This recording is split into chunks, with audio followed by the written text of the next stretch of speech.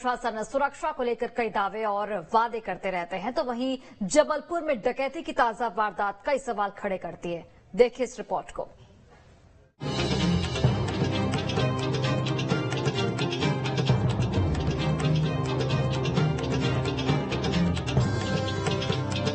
जबलपुर में एक बार फिर अपराधी बेखौफ हो गए हैं। जबलपुर शहर के सबसे पॉश इलाके नेपियर टाउन में एक घर में बुजुर्ग दंपत्ति को डकैतों ने निशाना बनाया।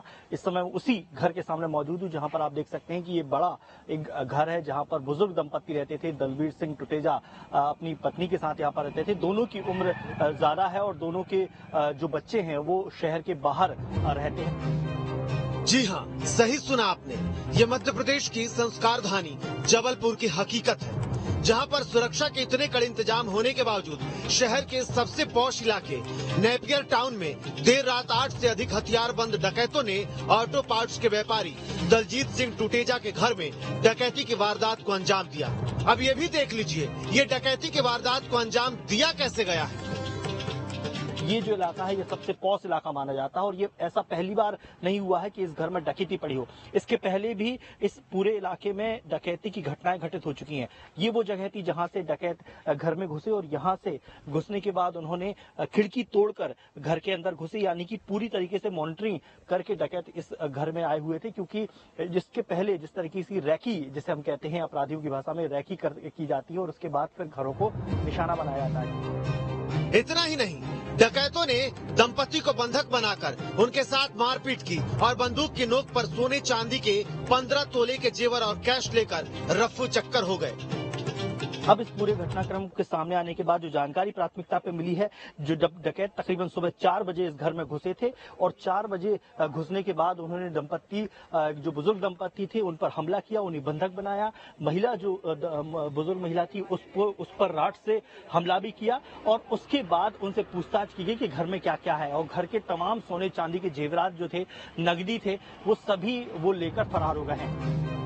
वारदात की सूचना मिलने के बाद करीबी और रिश्तेदार पीड़ितों के घर पहुंचे।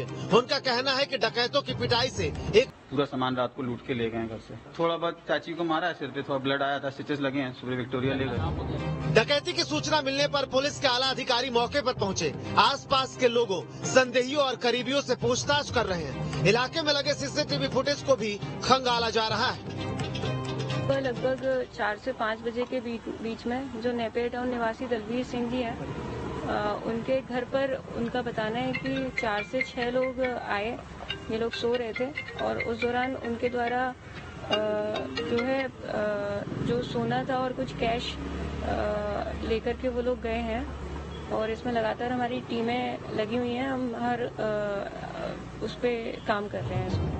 इस पूरे मामले को देखने के बाद ये सवाल उठना तो लाजमी है, आखिरकार मध्य प्रदेश के महानगर कहे जाने वाले जबलपुर में इतनी कड़ी सुरक्षा के बीच वारदात को अंजाम कैसे दे दिया गया।